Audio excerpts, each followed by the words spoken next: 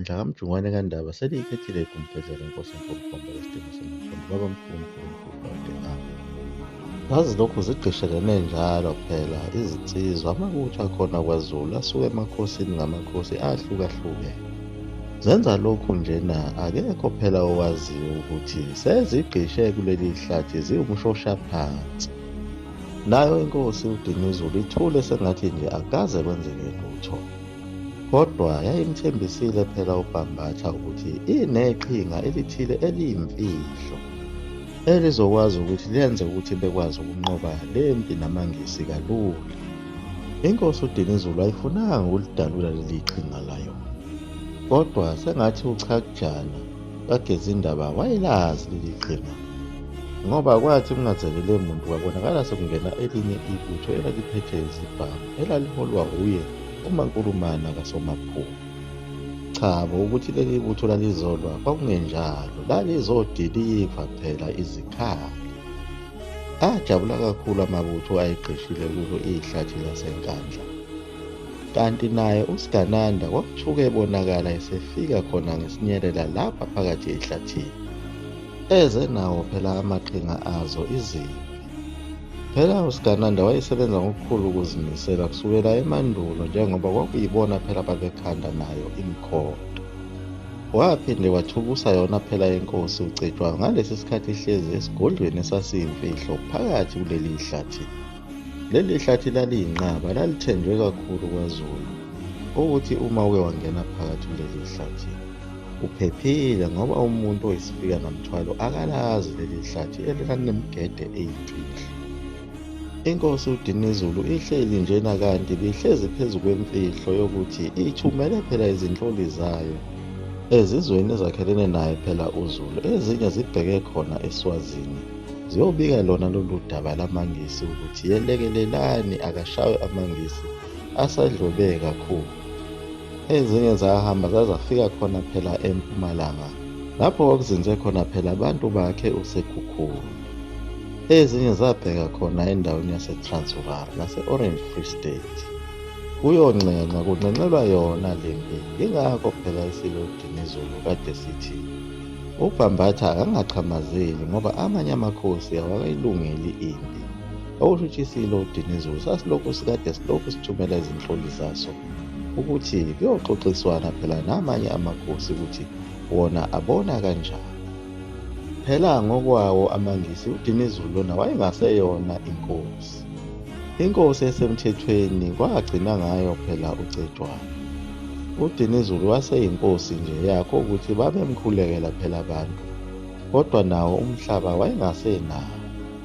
Nawo amanye amakhosi ayelokhu ephuma engena khona phela indlunkulu eze kuye uDinizulu efuna ukuzwa ukuthi ngabe amaqhinga akhe athini.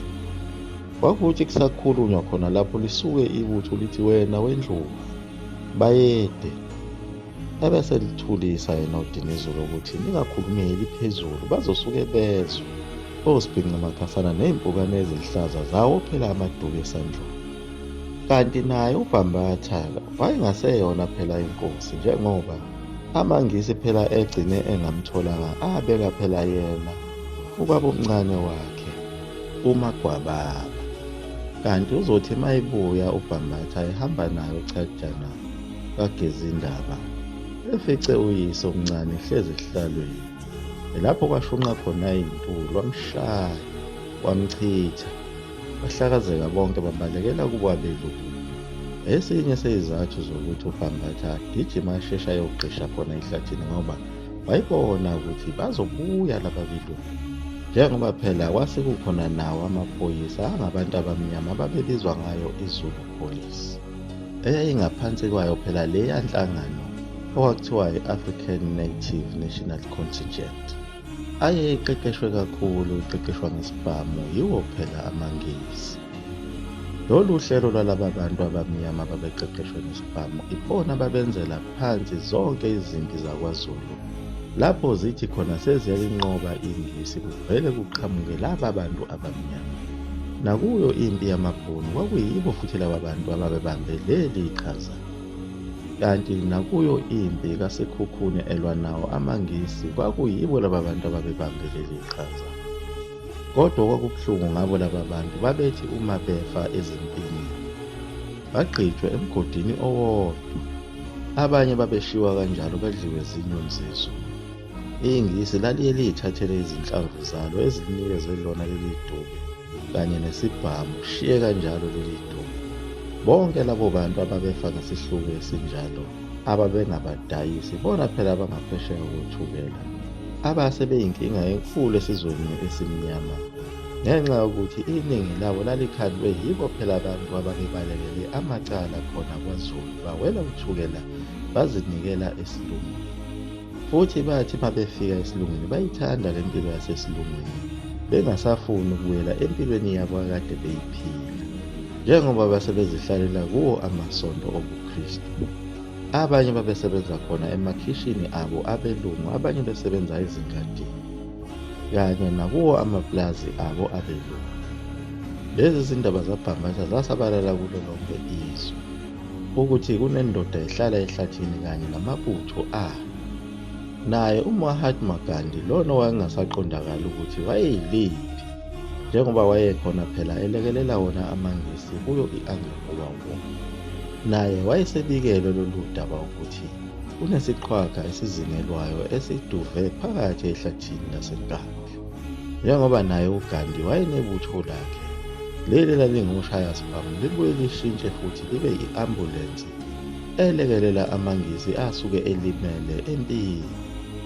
Nakuwa uhulumeni wakhona eNatali Colony, uhulumeni wamangisi wayezama ngayo yonke indlela ukuvimba nokuqinisa imithetho ukuze abantu bangajoyini kulesi siteleka sakhe uBhambatha. Kodwa wehluleka, ngoba phela kwathi ngawo umhla ka-5 Meyi waqala ukuzwakala ukuthi uBhambatha useqalile uyagadla. Ugadla ngalo leli yaqhinga belisetshenziswa amabhunu kwi-Anglo-Boer War ngekhathi zokugcina leli okuthiwa i-guerrilla tactics, lapho uhlasela khona isitha sakho singazelele lutho futhi singalitholi nethuba lokulwa. Wayelokhu ezitutsela kanjalo-ke uBhambatha kanye nalo ibutho lakhe loShaya Sibhamu elaliqeqeshwe phela ngalesiya sikhathi sakhe uDabulamanzi lona wayewuShaya Sibhamu wakhona kwaZulu. Ngezibhamu lezi ababezithenge kuye phela uJantoni ayekhungathekile kakhulu amangisi ukuthi kwenzakalani, ngoba athi asathi ayimisele ngempi utholakale uBhambatha engasekho nale ibutho lakhe. Ibutho lamangisi phela laliholwa uyena uMackenzie, usawuyena lona wayehola ibutho ngalesi sikhathi kuyofunakala yena inkosi uDinizulu laphayana ehlathini kwaCesi. Owayeyibutho lawo amangisi elikade liqeqeshwa liselincane, ngoba phela laliwuntanga yakhe uDinizulu. Lalithi liyazama ukwehla izintaba zakhona lapha eNkandla lihamba ngamahashi. Yilapho-ke ibutho likaBhambatha lalifike limqongqothe khona. Emva kwalokho linyamalala, angazi nokuthi beliqhamuke ngaphi. Kwavele kwacaca ukuthi ibutho lamangisi liyehluleka lapha, ngoba phela uBhambatha wayeshintsha amagiya. Kwakwenzeka futhi abuye basijume khona ebusuku bengazelele lutho. Ubashaya nje uBhambatha phela bayimbijana njengoba behleli lapha ehlathini. Nawo amakhosi anikele ngamabutho enza sengathi awazi ukuthi amabutho awo alaphaya, njengayo inkosi uSigananda, inkosi yakwaQwabe, inkosi uNdlovu kaGobizembe wakwaZulu, inkosi uMshwili kaMgoye kaDingiswayo waMthetho, inkosi uMehlo kaZulu Ngobese, inkosi uKhula kaLutshunga Majosi.